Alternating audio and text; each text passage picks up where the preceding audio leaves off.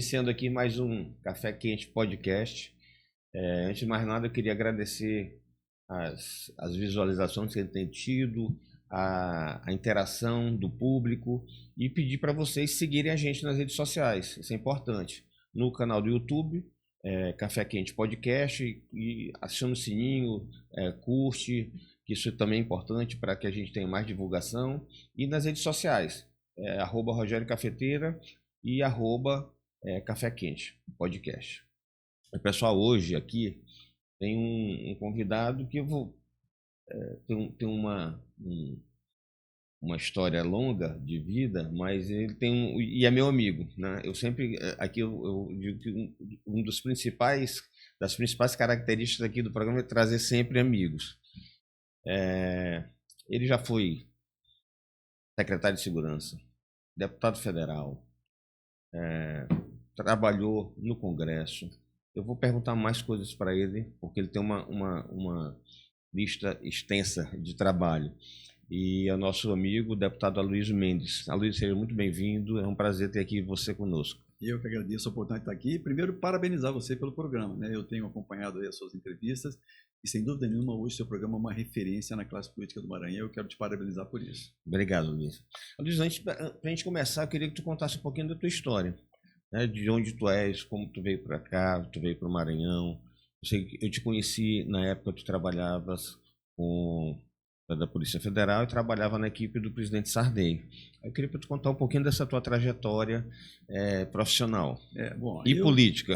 Eu sou mineiro de nascimento, nasci em Belo Horizonte. Fui muito cedo para o Rio de Janeiro, fui com 3 anos para o Rio de Janeiro e passei minha infância e minha adolescência no Rio de Janeiro, me formei no Rio de Janeiro. E meu pai era servidor público, ele foi diretor da Itaipu Nacional durante 10 anos, foi ministro do interior, foi presidente da Eletronorte e nessa trajetória foi chefe do Orçamento Federal, secretário de Tesouro, e nessa trajetória do meu pai, a partir de uma certa época, nós mudamos para Brasília, ele mudou para Brasília. E quando ele foi para Brasília eu me formei, eu acabei indo para lá também. E nessa oportunidade fiz um concurso, na época eu estava me formando em Direito, fiz concurso para a Polícia Federal. Foi aprovado na época e nesse concurso que eu fiz, na época as vagas eram todas para o norte do Brasil. Havia o projeto Calha Norte do presidente Sarney na época, onde todas aquelas vagas daquela época foram para o norte do Brasil. E na hora de escolher as vagas, você escolhia pela pontuação da academia, só tinha estados do norte. E naquela oportunidade eu tinha um tio que era governador do estado do Amapá, na época era território federal ainda. E eu, como não tinha referência no norte, falei, vou para o Amapá, que eu tenho parentes e tal, e acabei escolhendo o estado do Amapá. E chegando no Amapá, era o final do governo Sarney, o Sarney terminou o mandato dele, ele foi convidado por esse meu tio para ser candidato ao Senado no Amapá.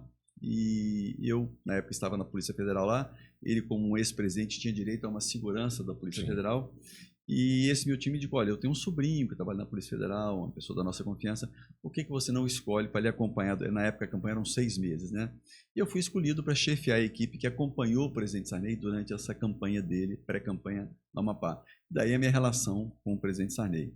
Terminada a campanha, ele vitorioso, ele no final indo embora, eu fui me despedir dele, parabenizar, ele me disse, olha, eu vou levar você para trabalhar comigo em Brasília. E aí eu agradeci, desejei sucesso a ele e fui embora. Aí eu fiquei naquele negócio, isso é promessa de político, né? Vai embora, não vai lembrar mais, né? E na Polícia Federal, nessa época, nós tínhamos um estágio probatório, eu tinha só 1 ano de polícia nessa época, e era proibido remoção, você sair do seu local. E aí eu falei com meus colegas, fui convidar, rapaz, esquece isso é coisa de político e tal.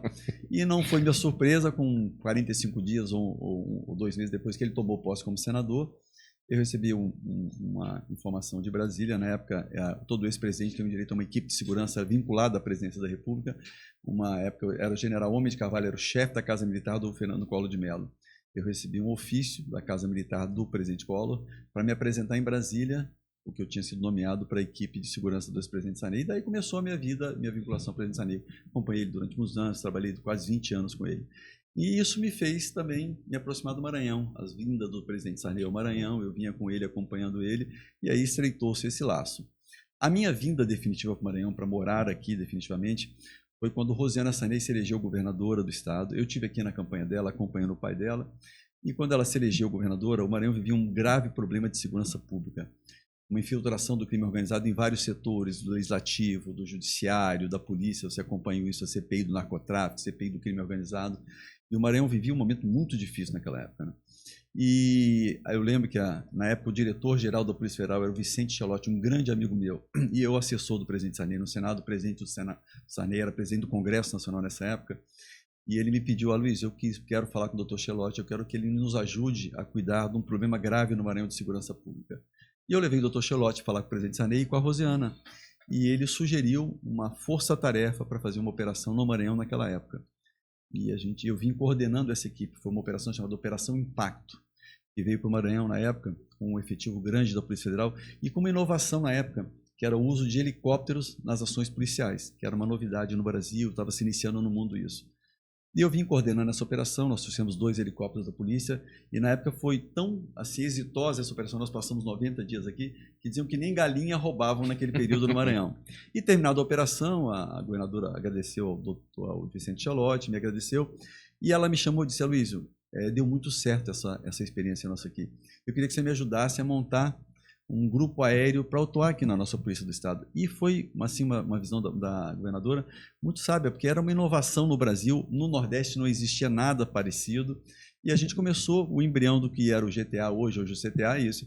Eu trouxe uma aeronave para cá, com uma equipe da Polícia Federal, começamos a treinar uma equipe do Maranhão, e daí nasceu o GTA, toda essa minha história. E desde lá, foi 96 isso, eu vim para o Maranhão, me estabeleci aqui, e hoje estou aqui, assim, primeiro, muito grato ao povo do Maranhão por tudo que me deu. Eu, como eu disse, assim, eu sou profissional da área de segurança pública, e o ápice de uma carreira de um policial talvez seja secretário de segurança pública. Eu não fui do meu estado de Minas Gerais, eu fui do Maranhão.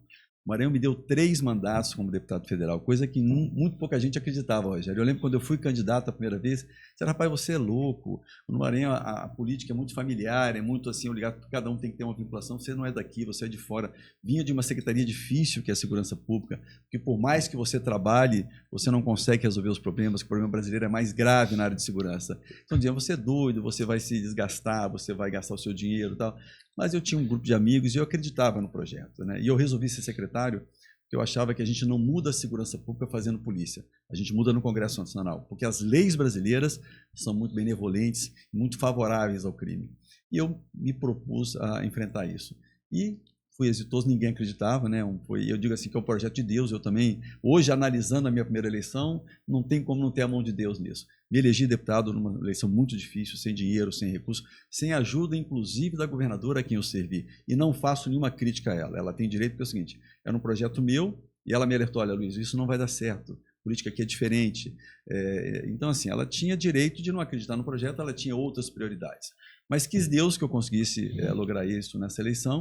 Me elegi com quase 51 mil votos e fui para uma campanha muito difícil. Mas, assim, me elegi e reuni minha equipe depois da eleição e disse assim: Rogério, olha, essa eleição a gente deve a Deus. Agora, vamos trabalhar, porque não vamos botar na conta dele a segunda, não. E caí em campo. E fui o 2º deputado federal no Brasil que mais ampliou a votação da primeira para a segunda eleição. Eu saí de 50 mil votos para 106 mil votos na minha reeleição. Isso sendo opositor ao governador Flávio Dino. Sempre sendo na oposição ao governador Flávio Dino, que era um governador muito duro, muito firme, e que não deixava que a oposição crescesse. Então, foi uma coisa que eu acredito que foi dado ao nosso trabalho, à nossa equipe. Nós conseguimos um resultado muito exitoso. Eu só perdi naquela eleição, Rogério, para o Eduardo Bolsonaro, que era filho do presidente, que era candidato, né? Então, eu mais que dobrei a minha votação. Mas isso se deveu a muito trabalho, muita responsabilidade e muito compromisso com meus eleitores.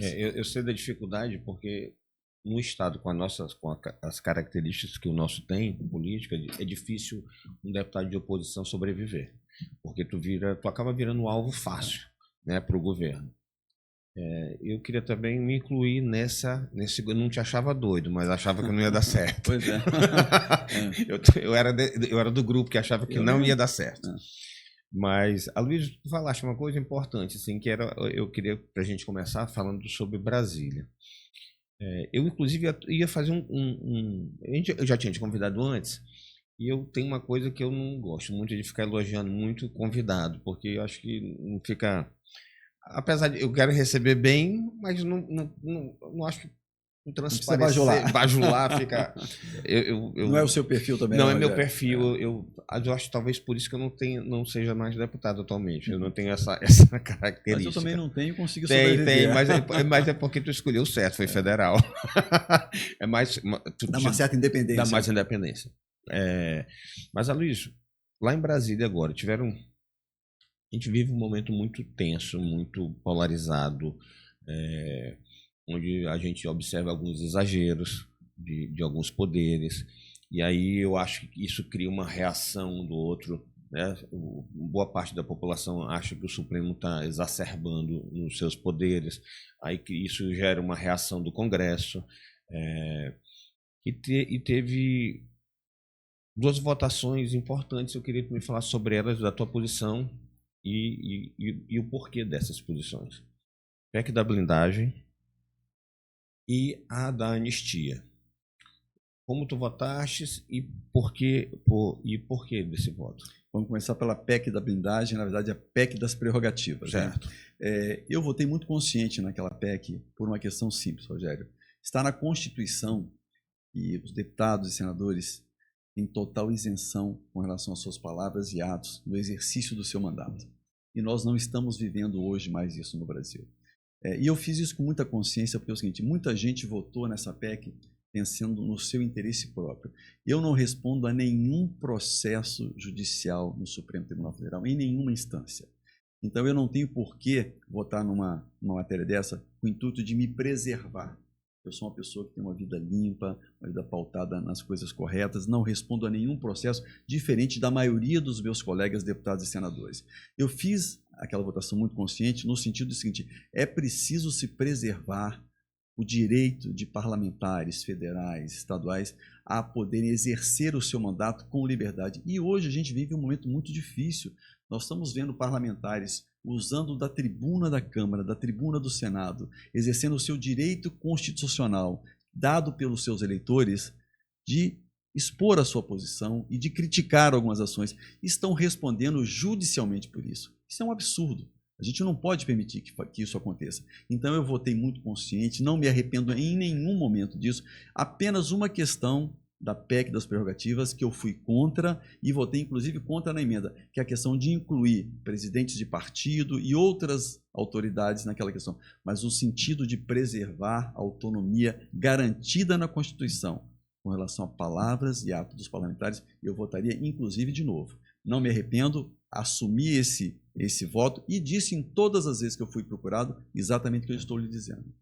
E depois teve essa das prerrogativas. Eu acho que talvez pelo Congresso hoje tem uma quantidade também de deputados que tem uma imagem muito negativa, muitos deputados que respondem a processo. Eu acho que isso gerou na opinião pública a impressão de que era uma autopreservação, boa parte deles estava se autopreservando. Eu acho que essa narrativa ela acabou pegando e colando, mas é importante que a população faça um juízo de valor claro. A maioria dos deputados que votaram pela PEC, sem dúvida nenhuma, eu entendo que votaram no intuito de preservar a sua imagem e os seus processos que correm no Supremo. Mas muita gente, como eu, votou também no sentido de preservar a Constituição e a autonomia do Poder Legislativo, né? Mas acabou que a narrativa que mais pegou foi essa de que era uma autoproteção do Congresso com relação aos parlamentares que têm problemas judiciais. E da anistia, Aloysio, que depois se transformou em dosimetria, né? Na PEC da anistia, eu entendo e eu acho que não sou só eu, Rogério, que houve um absurdo na condenação daquelas pessoas que participaram daqueles atos. Eu reconheço que muitas daquelas pessoas mereciam ser punidas e devem ser punidas. Mas eu não posso acreditar que seja justo uma pessoa que pintou uma estátua com batom pegar 15 anos de cadeia, quando um assassino, um homicida, um estuprador no Brasil não pega uma pena assim. Então eu acho que o Supremo exagerou. Eu acho que o Supremo não fez justiça, fez vingança. E não sei, a justiça não é para isso. Então eu votei no intuito de que aquelas pessoas, muitas daquelas que participaram daquele ato, sem saber nem o que era, que tivessem a pena adequada ao crime que cometeram. A gente não pode confundir fazer justiça com fazer vingança. E eu acho que nesse ponto específico o Supremo errou e errou muito. Alguns ministros supremos, inclusive com quem eu tive conversas, entendem que as penas foram excessivas. Tanto que o Supremo hoje é favorável à questão da dosimetria, que a gente reveja a questão de algumas penas. Então, o que eu votei não foi para preservar quem conspirou contra o Estado Democrático de Direito, quem trabalhou hipoteticamente por um golpe de Estado. Eu votei a favor da anistia porque eu entendo que muitas pessoas que foram presas foram presas injustamente e muitas que foram presas justificadamente tiveram a pena absurda e excessiva com relação ao crime cometido. A outra que eu vou te fazer a pergunta é a PEC da segurança, que foi o Derrite, né, que voltou para relatar. Na época eu ainda ia preparar. Não, você está com a PEC da segurança pública, que eu presido hoje a Comissão Especial. O Derrite votou foi o projeto antifacção. São duas coisas diferentes. PEC da segurança pública e projeto antifacção. Perfeito. O Derrite relatou o projeto antifacção. Hoje eu presido a Comissão Especial da PEC da segurança pública, que é outro projeto que está tramitando no Congresso. Então o que eu ia comentar vai valer. Porque eu inclusive, na época, porque o dele foi muito falado, porque ele retornou, e acabou se criando como sempre, uma discussão, né? Uma polarização. Aliás, tu acha que foi boa a solução, o acordo que se chegou desse projeto? Eu acho que foi, Rogério. Eu participei ativamente, eu sou colega do Derrite, sou muito amigo dele. Eu vi tu sempre lá. Eu estive com ele, quer dizer, eu ajudei na composição. Eu acho o seguinte, que o Derrite ele teve muito boa intenção no sentido da relatoria daquele projeto. Eu acho que, como todo projeto chega no Congresso, se você for parlamentar, ele chega de uma forma e sai de outra, né? A gente não pode entender, e o governo tem que entender isso, o fato do governo ter sido proponente da ação, da forma como ela chegou, ela sai. Nunca aconteceu isso no Congresso Nacional. O Congresso existe para isso. Há a proposição, o Congresso apresenta a sua sugestão e os parlamentares aperfeiçoam essa sugestão. Então, o projeto que o governo mandou tinha pontos positivos e tinha pontos que precisavam ser melhorados. E o Derrite melhorou muito desses pontos. Mas eu acredito que a primeira versão, dado a rapidez com que ele foi apresentado, ele apresentou algumas falhas, inclusive com relação à Polícia Federal, do qual eu faço parte. Pronto, era esse ponto. E eu fui ao Derrite e disse, olha, nós estamos errando aqui, vamos recuar. E ele foi muito humilde em dizer, Luiz, me traga a Polícia Federal para dizer o que a gente pode fazer para melhorar. E eu fiz essa interlocução, nós levamos a DPF, que é a Associação dos Delegados de Polícia Federal, nós levamos a FENAPEF, Federação Nacional dos Policiais Federais, para que fizessem sugestões ao projeto Derrite. Inclusive, melhoramos com relação à disponibilidade de recursos para a Polícia Federal no projeto. Então, eu acho que o Derrite, no primeiro momento, houve algum equívoco, dado há pouco tempo para a discussão do projeto, mas ele foi sendo melhorado, ele teve 7 versões, o que é natural, dizendo, olha, está na 7ª versão. Eu relatei projetos na Câmara que tiveram 11 versões. Eu apresentei um primeiro relatório, recebi sugestões, alterei, e você vai fazendo esse trabalho. Você foi parlamentar, sabe disso. Então, sim, essa narrativa de que, olha, já teve 7, 8, 9, quanto mais alterações ele é feito, mais ele fica bom, mais ele se aprimora. Então, eu acho que o projeto ele foi aprimorado, ele foi melhorado muito do que chegou do governo, do que o Derrite apresentou na 2ª versão, e eu acho que o projeto que foi aprovado na Câmara é muito bom no sentido de combater as organizações criminosas. Eu vejo assim, a única questão que teve, e às vezes também eu gosto sempre de pesquisar mais, porque hoje as redes sociais facilitam, mas às vezes elas te cegam.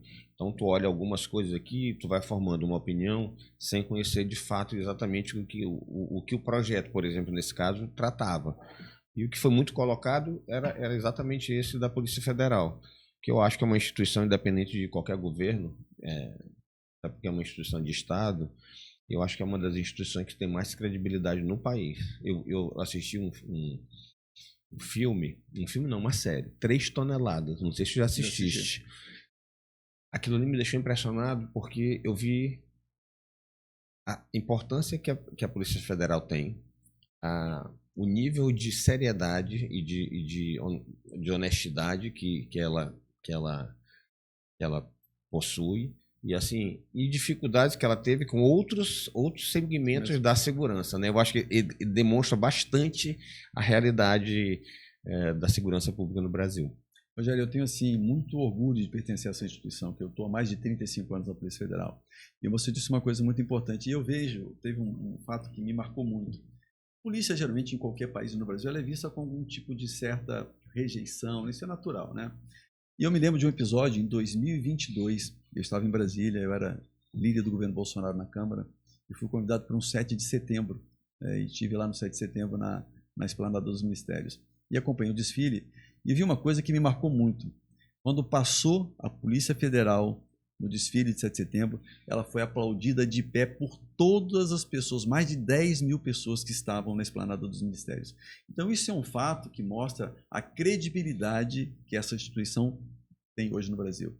E nós não podemos, em hipótese nenhuma, como você disse, a Polícia Federal é uma polícia de Estado, não é de governo, ela não está para atender governo A ou B. Então nós precisamos preservar isso. A população brasileira tem uma grande confiança na Polícia Federal. E eu acho que nós estamos vivendo alguns episódios hoje com relação à Polícia Federal que nos preocupam muito, né?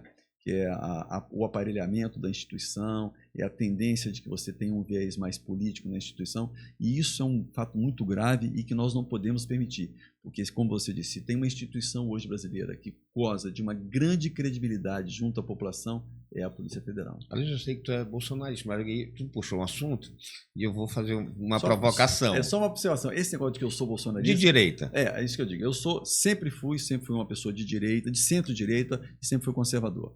As pessoas se esquecem de coisas muito recentes. Você sabe que eu fui um dos poucos deputados de centro-direita que votou contra o impeachment? Não sabia. Eu votei contra o impeachment da presidente Dilma. Nós temos hoje ministros do governo Lula que votaram a favor do impeachment. Nós temos senadores hoje que estão no governo Lula que votaram a favor do impeachment. Eu votei contra o impeachment. As pessoas dizem, e por que eu fui escolhido? Uma coisa que nunca disse para ninguém, Rogério, vou dizer para você agora. Por que eu fui escolhido pelo presidente Bolsonaro naquela época para ser o vice-líder dele no governo? Porque eu era o único deputado de direita que era respeitado pela esquerda, que eles ouviam e respeitavam, por ter votado contra o impeachment da Dilma. Naquela época eu percebi que aquilo era uma grande armação do Eduardo Cunha, um deputado com quem eu não tinha uma boa relação na Câmara. Eu via que, por mais que eu tivesse resistências ao governo do PT, nunca votei em PT, Sim. tivesse resistência ao governo Lula, eu era líder do meu partido, liderava uma bancada de 17 deputados, mas eu tinha muitas resistências, muitas críticas ao governo da Dilma, mas eu vi que aquilo ali era uma armação. O Eduardo Cunha preparou aquilo e eu não compactuava com aquilo. E quando eu votei contra o impeachment, ninguém acreditava. Quando eu dizia, eu vou votar contra, e não só votei contra, levei 6 deputados do meu partido num momento muito difícil a também votarem contra.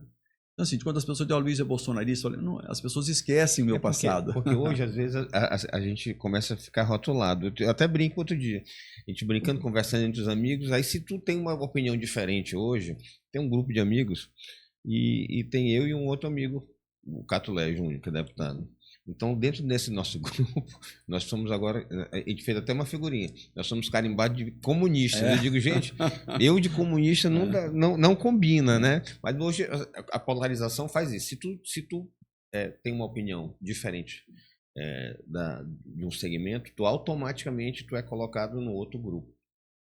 Mas a gente acha, falando da Polícia Federal, até para a gente passar para a política aqui do Maranhão, tu não acha também que não foi adequado aquela fala do presidente Bolsonaro na época, onde ele disse, e foi vastamente reproduzido, onde ele disse que ele queria trocar o superintendente do Rio, que se não pudesse trocar o superintendente, trocava o chefe do superintendente, se não pudesse até chegar no ministro, mas tinha que trocar, porque ele não ia esperar, não vou usar o termo que ele usou aqui, ele não ia deixar a polícia e os filhos e os amigos dele. Eu vou lhe passar um vídeo depois, que eu fiz um pronunciamento na Câmara, no outro dia daquela fala do presidente Bolsonaro, defendendo o superintendente Ricardo Saad, que é meu amigo pessoal, que é um dos melhores profissionais da Polícia Federal, que hoje é o presidente do COAF, e que na época eu disse, o presidente Bolsonaro comete um grande erro. Ele está falando de um dos melhores profissionais, os melhores quadros da Polícia Federal. Fiz um pronunciamento no outro dia e disse isso ao presidente e ele não gostou. Eu sou muito coerente, muito sério, mas então assim, eu acho que ele errou, não só ali, o presidente Bolsonaro errou em vários episódios. Eu reconheço as qualidades dele, o grande trabalho que ele fez pelo Brasil. Eu acho que ele iniciou no Brasil uma coisa que estava muito latente, que é esse sentimento das pessoas de centro, de direita, dos conservadores, sem o radicalismo da extrema-direita, que eu não concordo.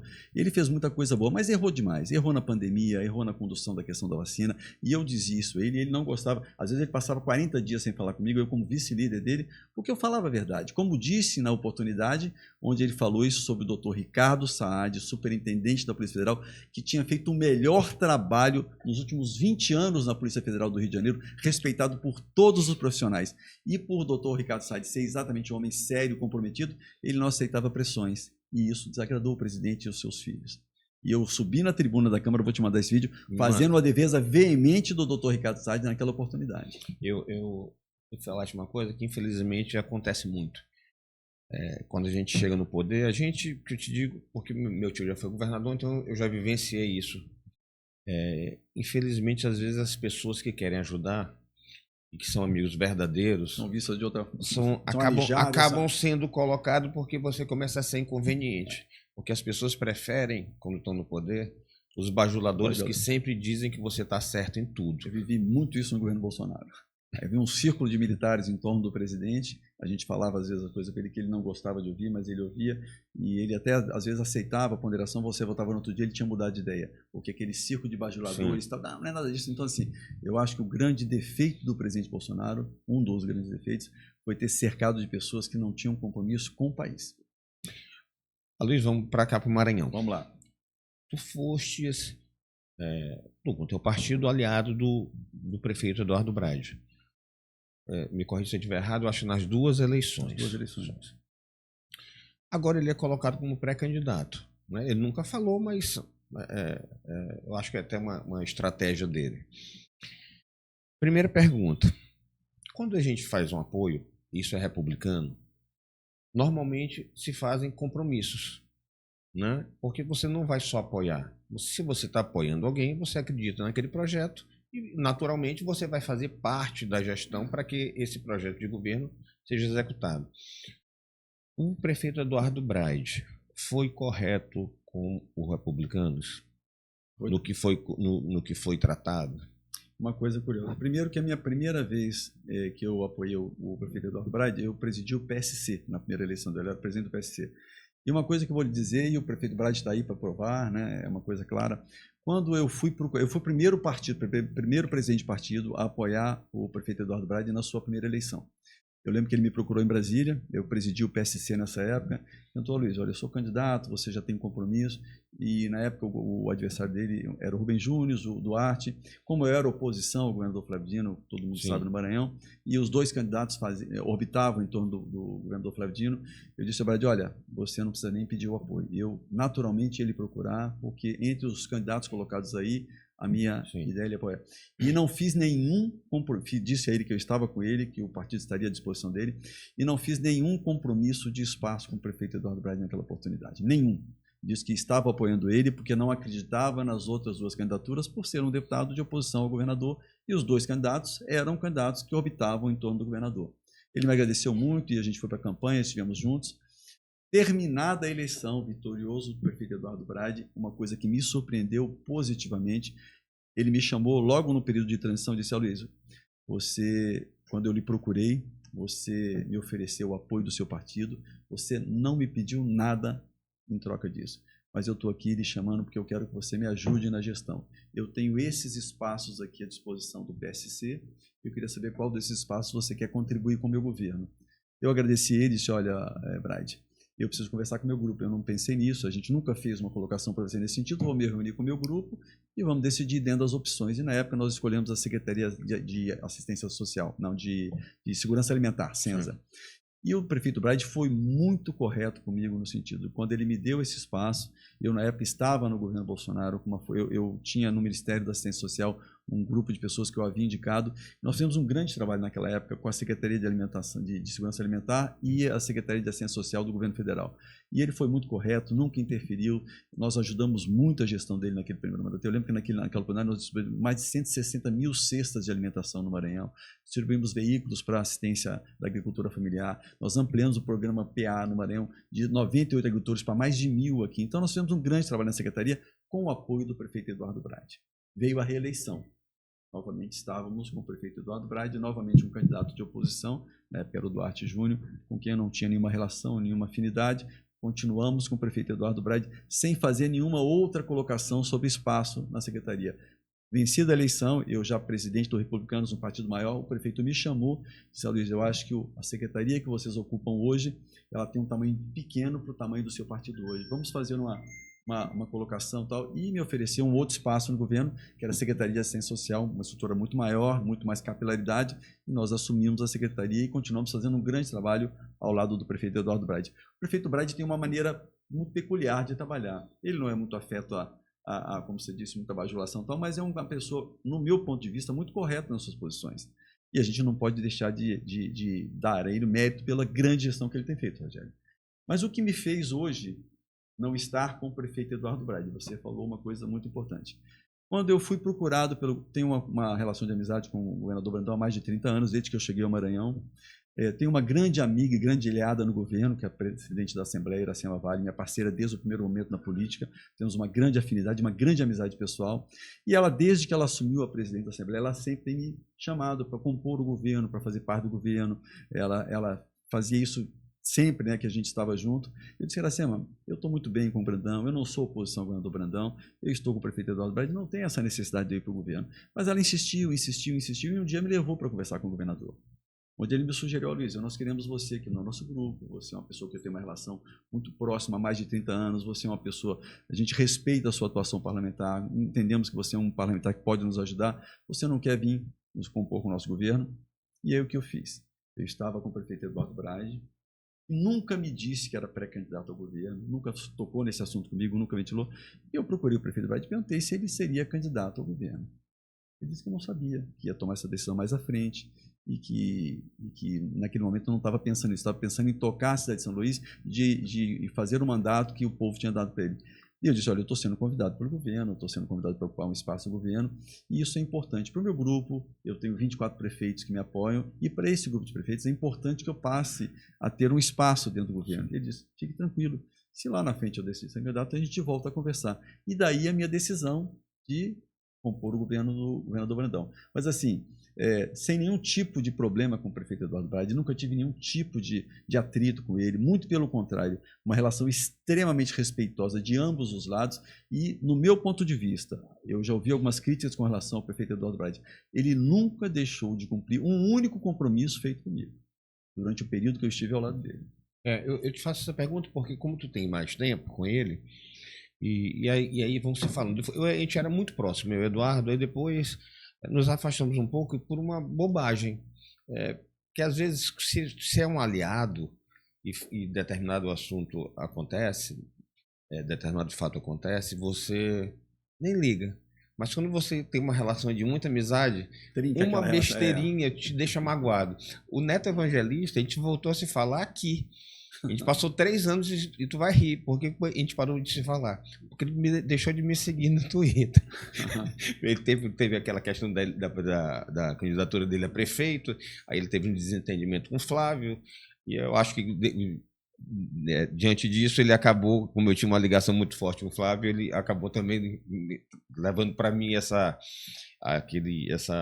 mágoa que ele ficou. Isso é verdade. Eu vou só fazer uma observação sobre o que você falou. A gente, quando tem uma relação muito próxima e transcende a política e passa a ser uma relação pessoal de amizade, qualquer rusgazinha, qualquer coisa, a gente potencializa muito. Eu tive recentemente um episódio desse com a Iracema. A gente teve um entendimento pequeno, uma amizade de 14 anos, uma amizade que transcende a política muito, mas às vezes a gente tem aquilo muito pessoal, um coração fala mais alto, né? Então, assim, em vez da razão, a gente bota o coração na frente. Então, se uma pessoa que você considera amiga, parceira, e te faz alguma coisinha que você é pequena no ponto de vista de outras pessoas, mas para você aquilo toma uma dimensão muito grande, né? Mas isso a gente vai aprendendo com a vivência política. Luiz, para tu ires, foi decisivo a participação da Iracema para tu ires para o governo? Fundamental. Tanto que o dia que eu anunciei isso, foi inclusive num palanque lá em Urbano Santos, onde ela levou o Orleans e tal, eu disse que a minha ida ao governo tinha nome e sobrenome, Iracema Vale. Né? E realmente teve. Assim, eu estava muito confortável, como eu te disse, Rogério. Eu tive 3 campanhas na oposição e é muito difícil. Você conhece, você é parlamentar. Sim, conheço. E mesmo com a tua dificuldade, sai de 50, 106 para 126 mil votos. Né? Sempre com uma votação crescente. Oposição ao governo, que era um governo muito duro, muito assim, contundente com relação aos seus adversários. Com um fato muito curioso, Rogério. Eu fui votado na segunda eleição por 4 deputados do PCdoB, do partido do governador, Flávio Dino. E os prefeitos ele chamou os prefeitos e disse, rapaz, vocês vão votar no Aloysio, nosso adversário. Ele disse, governador, o Aloysio tem me ajudado há 4 anos, eu não tenho como não votar nele. Vou votar no seu presidente, no seu governador, no seu estadual, mas eu não tenho. Então, assim, e é uma coisa que eu respeito no governador Flávio Dino, no governador Flávio Dino, atual ministro. Ele ouviu esses prefeitos e não interferiu. Ele chamou, tentou fazer uma... Mas quando ele disse, o governador, ele tem nos ajudado 4 anos, olha o que o Aloysio tem feito no município, como é que eu não vou votar nele? Prefeitos do partido do governador. Então, isso é um fato que a gente tem que registrar. Sim. O Flávio, embora ele fosse muito duro com relação à sua posição, e nós temos vários deputados que perderam o mandato em função disso, aí você conhece, federais, estaduais, mas ele soube respeitar isso. Os prefeitos disseram, eu não tenho como não votar. Ele está há 4 anos nos ajudando. Então, assim, é uma coisa muito peculiar no Maranhão, né? Sim. Então, assim, quando a Iracema me convidou, eu disse, Iracema, eu estou vendo o melhor momento da política. Eu não sou oposição ao governador, eu estou com o prefeito da capital, que eu nunca estive, né? Então não há necessidade de eu ingressar no governo. Eu já estou aqui, eu não estou fazendo oposição ao governador Brandão, como fazia o Flávio, né? Então não há necessidade de eu entrar no governo. Ela falou assim, mas para mim é importante. Fica mais fácil a nossa relação política, porque hoje eu estou presidente da Assembleia, estou aliado ao governador, e se você fizer esse gesto por mim, vai ser muito importante. Porque ela era muito cobrada, né? Poxa, o seu maior aliado, o seu maior amigo não está no governo. Então, a decisão que eu tomei foi, sem dúvida nenhuma, atendendo a um pedido da deputada Iracema Vale. Mas tu falaste agorinha que o Brade disse que quando decidisse, a gente conversava novamente. Aí ainda há possibilidade de conversar ou a tua questão de candidatura a governo já está decidida? O Rogério, eu sou uma pessoa muito correta, né? Quando eu tomo uma decisão, eu tomo uma decisão. Eu acho que o prefeito do Brade, ele fez essa colocação e até de maneira muito, muito assertiva. Gente, ele não quis polir a minha decisão, no sentido de, não, fica aqui, vamos aguardar, vamos assim. Então ele foi muito correto comigo, eu acho, nesse ponto. A minha decisão estava tomada. Eu já tinha decidido atender o pedido da deputada Iracema Vale. Mas eu quis conversar com o prefeito até para dizer para ele, olha, se você for candidato, eu vou rediscutir isso com a Iracema, com o Brandão e tal.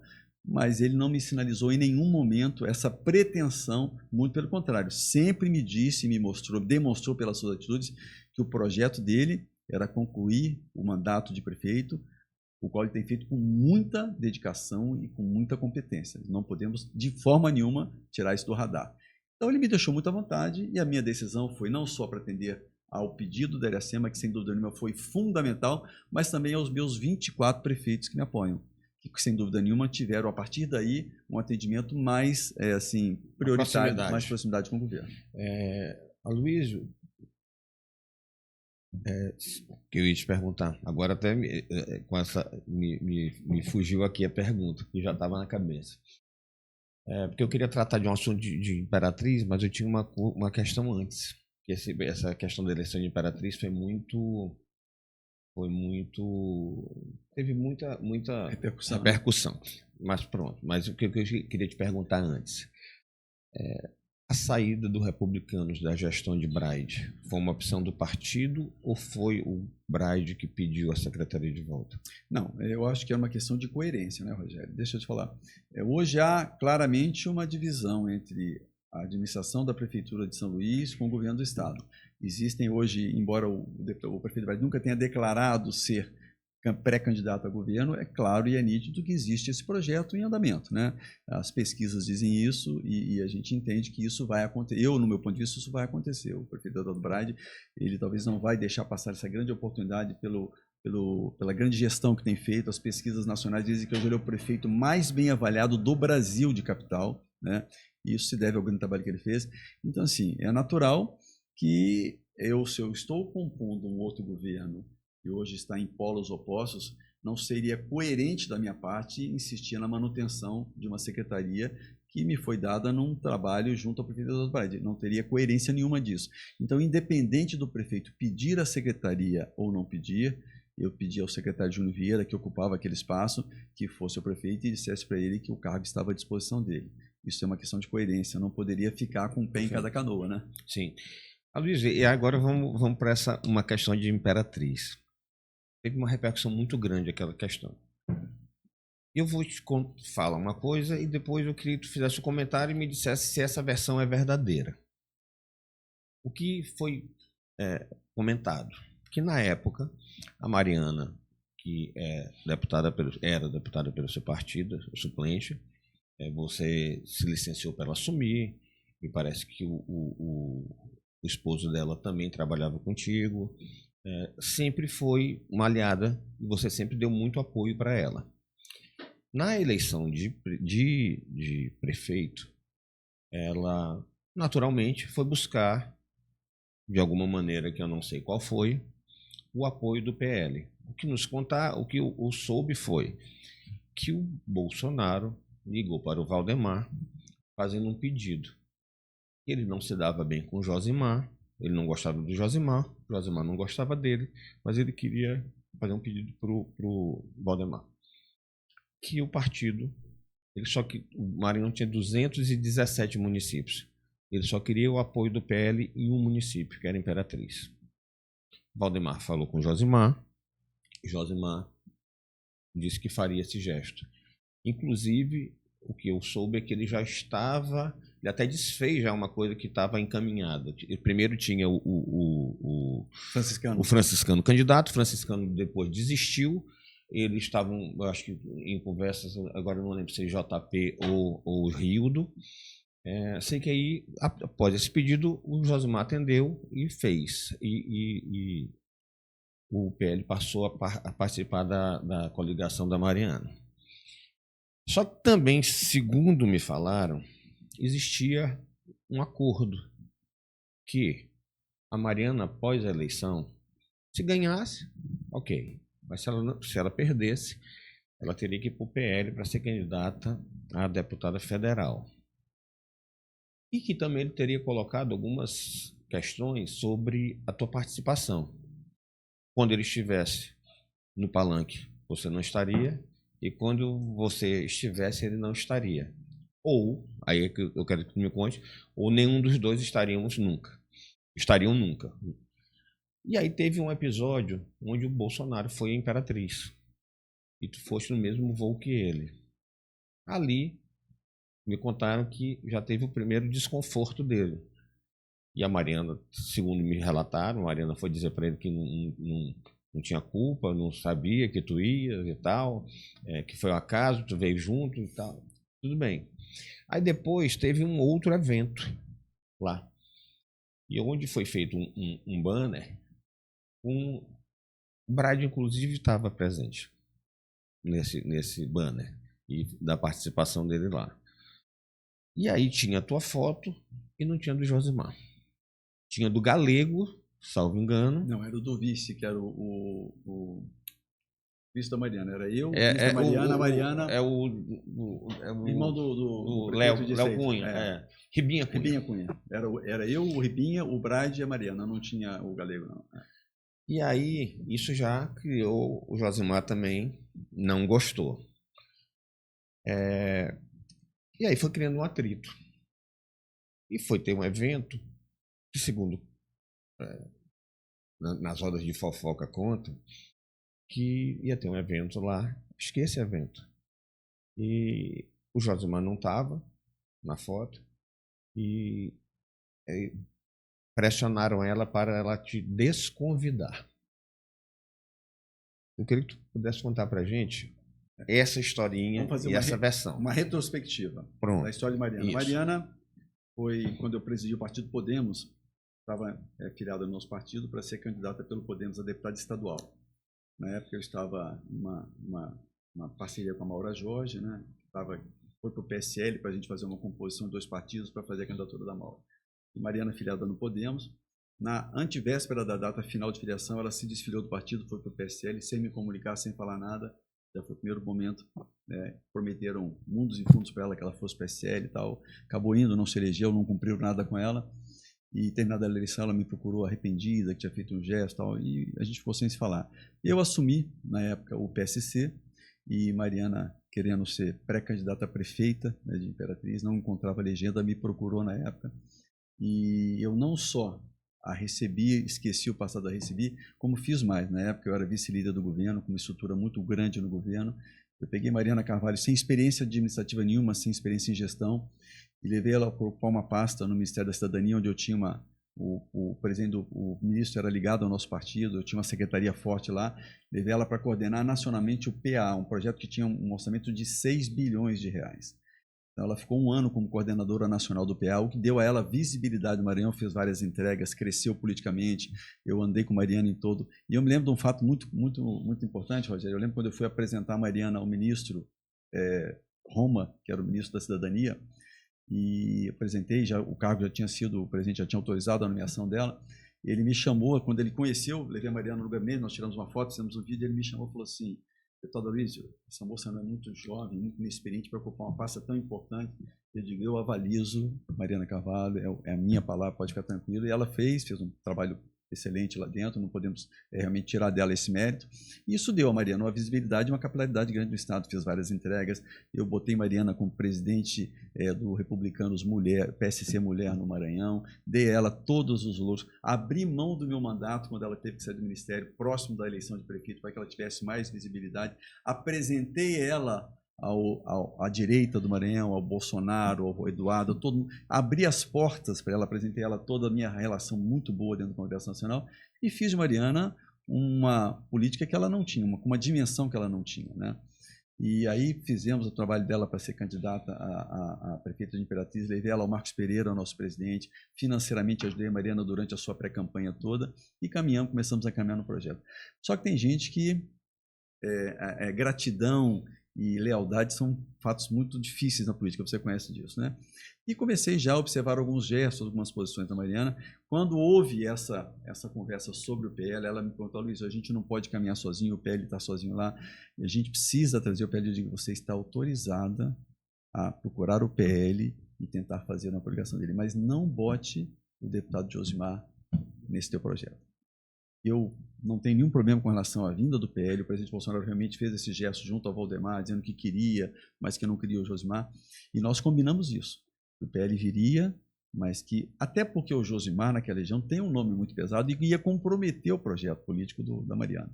Isso foi acertado, ela foi procurar o PL com a minha autorização, com um compromisso de que o Josimar não iria se aproximar da campanha, porque não só pelo meu problema pessoal e político com o Josimar, mas porque ele, na chapa, aparecendo, seria um complicador para ela. E isso foi acertado. E isso fez, o franciscano tentou uma candidatura, nós levamos ao presidente Bolsonaro na época os índices muito pequenos que o franciscano tinha na campanha, dizendo: é uma candidatura que não vai para lugar nenhum, se somar nós temos chance de ganhar a eleição. Isso tudo foi costurado em Brasília. E Mariana começou a campanha dela, uma campanha que começou a crescer e tal. A vinda do presidente Bolsonaro à Imperatriz, diferente do que disseram, eu estive com o presidente Bolsonaro em Brasília, nós gravamos um vídeo anunciando a nossa vinda para cá. Não foi uma coisa que eu estava no voo com ele, não existe isso, essas coincidências, né? Lógico. Vim no voo com ele, fizemos vídeo, fiz um vídeo 2 dias antes dizendo que estavam vindo com o presidente Bolsonaro. Esse vídeo foi divulgado amplamente no Maranhão. Vim, acompanhei na carreata, estive no palanque, tudo isso combinado com todo mundo. Só que a partir de um momento, acho que a Mariana se achou muito autossuficiente, muito independente.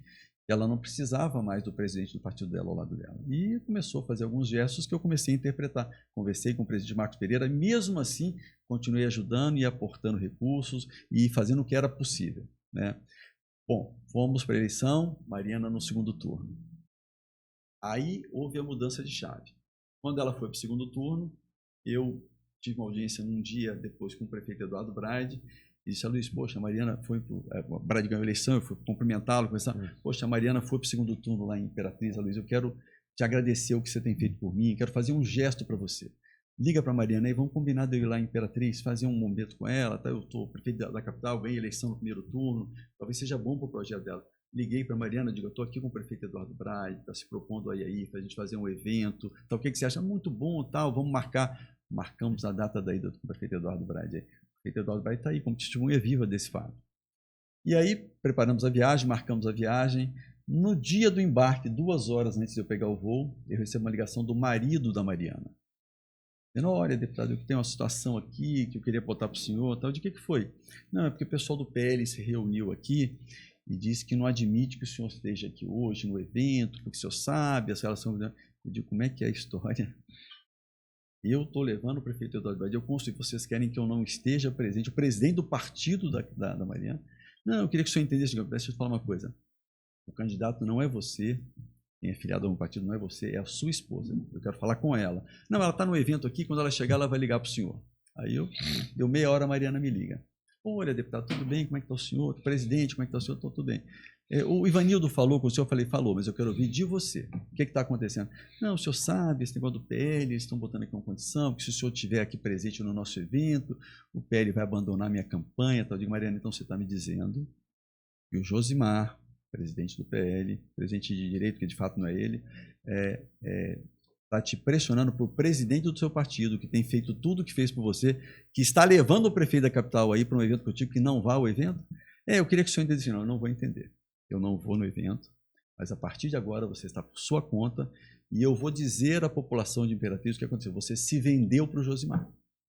Você se entregou para o que existe de pior na política do nosso Estado. E eu vou dizer isso à população de Imperatriz. Não preciso entender mais nada. Aí desliguei. O prefeito Eduardo Vaz me liga, diga, Luísio, eu recebi agora a notícia que você não vai no evento, mas eu digo, aconteceu isso, passei para ele, mas que absurdo e tal.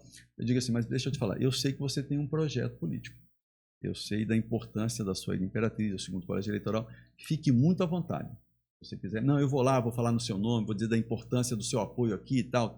Fique muito à vontade, Brad, faça. E ele realmente foi, fez um discurso, disse, o meu apoio a ele aqui, da importância, foi muito correto com relação a isso. Ele tinha um projeto, eu acho que já vislumbrando um projeto futuro, a importância de Imperatriz, tá? E foi isso que aconteceu, Rogério. Agora, qualquer coisa diferente disso não é verdade, isso eu estou dizendo a pura verdade. Agora, gratidão, caráter e coisas é uma coisa muito difícil. E aquela minha declaração que eu fiz por oportunidade da eleição, eu tenho certeza que foi determinante no resultado da eleição, né? A gente vinha fazendo pesquisas, ela tinha crescido muito, já tinha encostado no Rio, a tendência era passá-lo, mas acho que a população de Imperatriz acordou para um fato muito grave. Estava se entregando a cidade de Imperatriz a um grupo que eu considero uma organização criminosa e disse claramente, como eu sempre falo. E foi isso que aconteceu, o fato é exatamente isso. Caráter, gratidão são coisas muito caras na política, né? E ela depois até entrou no Ministério Público dizendo que era uma discriminação de gênero, que perdeu no Ministério Público, perdeu no Conselho de Ética. Quer dizer, ali não é questão de gênero, se era mulher ou homem, é questão de caráter, gratidão e lealdade. E eu acho que o eleitor, o cidadão, ele gosta muito da traição, mas não gosta do traidor. A política é muito pródiga nesses exemplos, né? Eu acho que essa conta uma hora vai chegar. Eu vi depois, na verdade revi o vídeo dela, que ela fez depois, te acusando de violência política. E dizendo que tu tinha feito isso porque era mulher e tal, uma série e ela dizendo porque tu estava também que tu tinha feito isso porque ela estava contra o sistema. O que tu entendeste contra o sistema? Eu vou te dizer o que eu entendi e ouvi já versões de pessoas ligadas a ela. É que naquele momento tu terias atendido a um pedido da Iracema e do governador, que estavam vinculados ao Rildo, para que essa declaração, porque ela estava subindo, e aí isso aí seria decisivo. Isso tem algum fundo de verdade? Claro que não. Ela esqueceu de dizer que ela desconvidou o presidente do partido dela para um evento que ele estava levando o prefeito da capital, que ela já vinha demonstrando nitidamente um afastamento do presidente do partido dela, que carregou ela durante muitos anos na política e fez o que fez por ela, abriu mão do mandato, levou ela para Brasília, deu projeção nacional a ela, tudo isso ela esqueceu, né?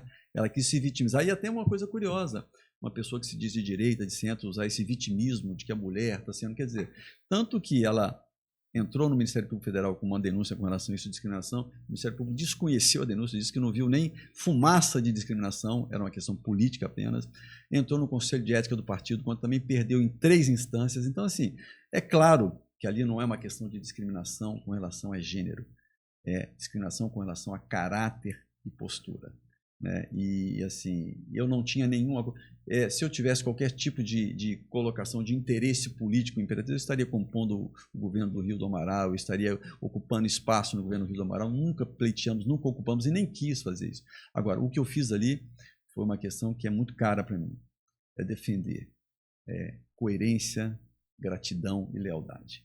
O que aconteceu em Imperatriz é uma demonstração clara de que quem age dessa forma na política tem um futuro muito incerto, porque a gratidão e a lealdade são muito caras. E o que o povo não admite é o traidor. Gosta da traição, mas não admite o traidor. Luiz, isso que eu falei há pouco, sobre a ida dela para o PL, isso existia? Tu tens... Já havia, depois que isso aconteceu, eu vi que já havia um acordo de que ela, ganhando a eleição de Imperatriz, ela iria automaticamente para o PL, ela se filiaria ao PL. E se perdesse também? Já estava acertado. Ou prefeita ou não prefeita, ela iria para o PL. Tá, Luiz, tem agora um julgamento e é público a tua animosidade, tuas diferenças com o deputado Josimar. E eles têm um julgamento agora no Supremo. Qual é a tua expectativa sobre esse julgamento? Olha, primeiro essa minha indisposição com o deputado Josmar, ela vem desde a época que eu era secretário de Segurança Pública e ele prefeito de Maranhãozinho, né? As práticas questionáveis e hoje abertamente à disposição da população, praticadas pelo Josmar e pelo seu grupo, já eram praticadas desde aquela época como prefeito. E eu lembro de um episódio que ele teve no meu gabinete, pedindo uma coisa totalmente ilegal e absurda, e eu disse para ele que eu não trataria aquele assunto com ele. E eu lembro que recebi depois uma ligação, inclusive, da governadora Rosiana Sarney, que foi instada por um deputado estadual, não vou esconder, deputado Hélio Soares. Ele falou, não sei o que. Eu disse, governadora, eu não farei isso. Não é correto, não é legal e não é lícito. Não farei isso. E ela respeitou. E eu lembro que ele saiu bufando do meu gabinete e tal. Eu digo, olha, se você insistir nisso, você vai acabar preso. Então, ali começou a minha diferença com ele. Depois, ele candidato a deputado estadual, eu sempre critiquei as práticas e posturas, e me chama muito a atenção que isso tenha durado tanto tempo, né? Tanto tempo.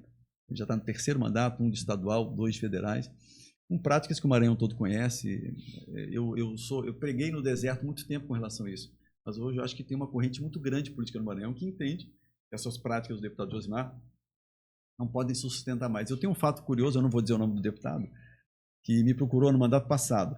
Luiz, eu preciso da tua ajuda. Tal. O que é? Não, porque o Josmar está entrando na minha região, tal, fazendo isso, fazendo aquilo. Eu queria que você... Eu digo, rapaz, os meus adversários, meus inimigos, eu tenho você é deputado como eu, porque não, mas você sabe que o jeito quer dizer. Então as pessoas se incomodavam, percebiam que aquilo era uma coisa que não podia, mas não faziam nada, né? Intimidados ou com medo e tal. E assim, eu sempre fui muito correto e fui muito incisivo nessa minha questão. Essas práticas não se sustentam, não podem continuar. E me surpreendia muito que cada eleição ele vinha com uma votação maior, né? Então, assim, eu vejo que esse julgamento do Supremo, que está marcado agora para o início desse ano, e eu tenho certeza, quer dizer, que a justiça será feita. Eu conheço o inquérito, eu conheço o processo, ele é muito robusto, ele é muito forte em provas, né? Que vai ter um desfecho desfavorável ao deputado, né? Até porque nós fizemos um momento para ele muito, assim, desconfortável nessa briga do Supremo com relação ao orçamento secreto, a emendas, a desvio de emendas e tal. E como é um processo muito robusto de provas, eu acho que o Supremo vai pegar isso como um caso exemplar, basilar, no sentido de que isso não será mais permitido daqui para frente. Então eu prevejo, quer dizer, eu não tenho bola de cristal, mas que dado o processo, o que eu conheço do inquérito das provas, o desfecho será muito desfavorável ao deputado Josmar e ao seu grupo. Luiz, teve um assunto que é bem antigo, mas quando eu vou fazer bater um papo, uma conversa aqui na entrevista, eu sempre vou dando uma pesquisada. E eu lembrei de um fato, e eu queria que tu contasse pra gente. Eu vou relatar o fato e tu diz o que aconteceu depois. Teve uma operação, há muitos anos, eu não lembro exatamente onde. Operação Barrica. Boi Barrica. Boi Barrica. Que tu foste acusado de ter vazado para o Fernando Sarney, o investigado, que ele estava sendo monitorado, que estavam seguindo o carro dele, acho que era em São Paulo, isso. Inclusive. O que aconteceu de fato que o desenrolar dessa acusação, desse... Primeiro, isso é muito importante, isso algumas vezes eu suscito, assim, aquilo ali, é importante dizer que eu fui inocentado não só no inquérito da Polícia Federal, não fui indiciado, fui inocentado pelo Ministério Público Federal, assinado por 3 procuradores da República e pelo juiz, o desembargador federal, também que julgou o caso. O que acontece? O Fernando Sarney estava sendo investigado por um inquérito aí que eu não me recordo bem o que, e numa conversa comigo, ele realmente falou de um fato, olha, tem um caso estranho lá em casa, eu tinha um convidado, estava chegando no meu apartamento, um carro chegou e tal, começou a me falar algumas coisas, eu digo, olha, isso não é o padrão da Polícia Federal, não deve ser investigação, seria importante você ligar para a polícia, pode ser alguma coisa de sequestro e tal. E no decorrer dessa conversa, a gente foi para outro caminho, e ele me pediu uma informação e eu passei o meu número do meu CPF para ele. Meu CPF é tal, porque ele tinha feito...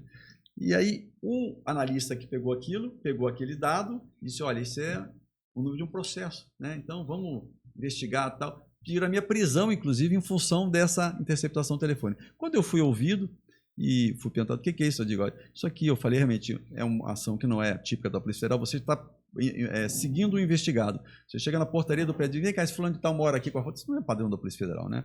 E realmente não era, eles disseram.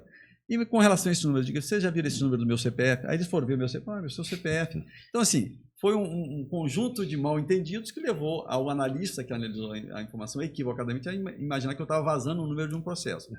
Fui inocentado em todas as instâncias, não fui indiciado, não fui processado, não. Isso aí, fui excluído totalmente do processo. Então, isso é uma coisa que a gente está sujeito, né? Você está na vida pública, houve há uma interceptação telefônica, você foi pego. Eu não era investigado, a pessoa com quem eu conversei era investigada, né? E ele interpretou um número que eu passei, que era o meu CPF, como se fosse o número de um processo que ele estaria sendo investigado. Então, basicamente foi isso. Luiz, eleição agora de 26, como é que está o partido? Como é que está a formação? Porque hoje eu sinto muita dificuldade em alguns partidos de formar nominata, formar chapa, né? A política tem se tornado, infelizmente, muito cara. Eu vejo algumas pessoas com menos espírito público e mais com espírito empresarial. Então, às vezes, Luiz, eu sempre digo o seguinte, amigo, se você tiver dinheiro, se você ganhar o seu dinheiro, não vá comprar um mandato achando que ele vai lhe dar lucro, porque ele não vai lhe dar lucro. O Estado está aí, né? Algumas pessoas respondendo. Ele pode te dar uma prisão. É isso mesmo. Porque se tu fores querer ter lucro, se tu for tentar, provavelmente tu não vai ter. Mas uma prisão, tu corre o risco muito sério de receber, de ganhar, de ser premiado. E como é que está essa formação do partido? Tem uma chapa de estadual também, que eu acho que até... na época nós até conversamos, né, com um grupo que teve lá, como é que está essa formação do partido? Rogério, eu tive um grande professor e assim, acho que grande parte do sucesso desses meus 3 mandatos, eu devo muita experiência que eu tive com o presidente Sarney durante os 20 anos que eu convivi com ele no Congresso. Eu fui líder de todos os partidos que eu ocupei na Câmara. Eu fui líder do Podemos, fui líder do PSC e estou para ser líder agora do Republicanos no próximo ano. Então, assim, isso eu devo a essa minha... sucesso dentro da minha atuação parlamentar, a experiência de 21 anos de convivência com o presidente Sarney. Eu conheço a casa profundamente como ela conhece, eu fui o primeiro deputado de primeiro mandato que foi líder no seu primeiro ano de mandato no Podemos, porque quando eu cheguei, todos os deputados de primeiro mandato, eu tinha uma certa experiência e fui escolhido por causa disso. Então, assim, eu tenho uma habilidade e gosto de fazer isso, que é a construção de partido. Eu peguei o Podemos, quando eu fui para o Podemos, com 4 deputados federais, e eu saí do Podemos, eu deixei 17 deputados federais. Peguei o PSC também com 6 deputados federais, quando eu saí ele tinha 11. E hoje eu estou no Republicanos, que é o 4º maior partido do Brasil. Então, assim, eu na eleição passada, todo mundo dizia que eu tinha voto, mas não ia me eleger porque eu não faria nominata. Sim. Tá? Eu fiz a 5ª maior votação partidária, tendo um partido pequeno. O PSC é um partido pequeno, com um fundo partidário pequeno, e eu fiz a 5ª maior votação de partido no estado do Maranhão, superando partidos como o PSD, como o Republicanos, como o PDT, partidos muito maiores, com estrutura muito maior. A minha votação, o meu partido, fez mais votos que esses partidos. Hoje eu ocupo um partido que me dá uma estrutura muito melhor, me dá uma condição de articular melhor.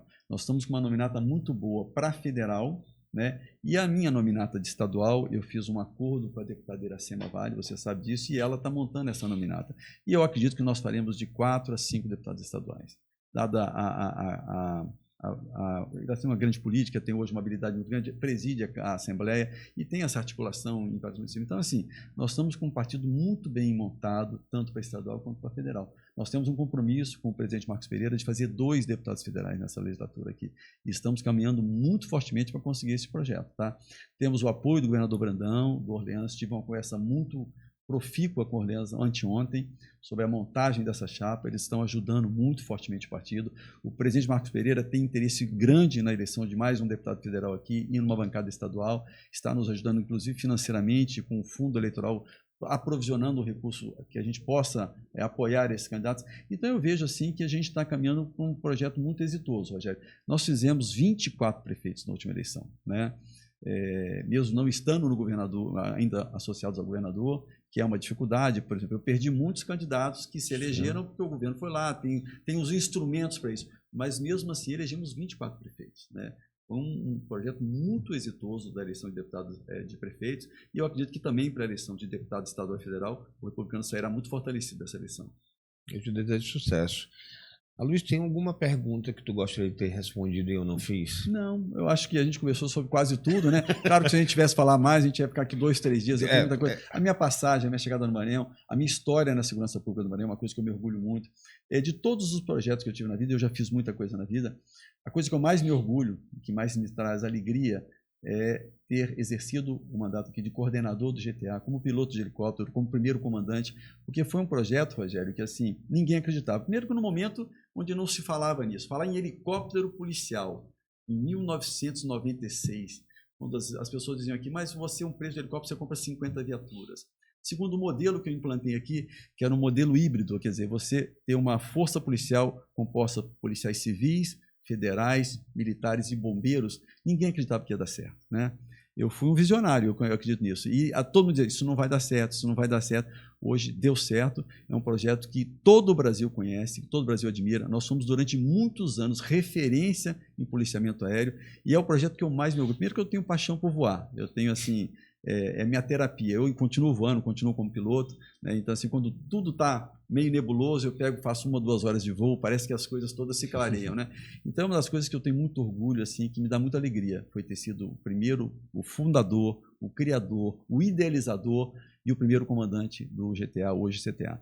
E eu, quando eu vejo aí as operações, vejo o sucesso que essa organização policial tem, não só no Maranhão. E uma coisa curiosa que eu falo, Rogério, a gente sabe que na política, quando um grupo político muda para o outro, né, a ideia de você, tudo que foi feito lá no outro, você passar. A única coisa que eles não conseguiram acabar foi o GTA, porque é uma coisa que a sociedade aceitou tão bem e dá resultados tão impressionantes, positivos, você não consegue. O máximo que eles conseguiram foi mudar o nome, tiraram GTA para CTA.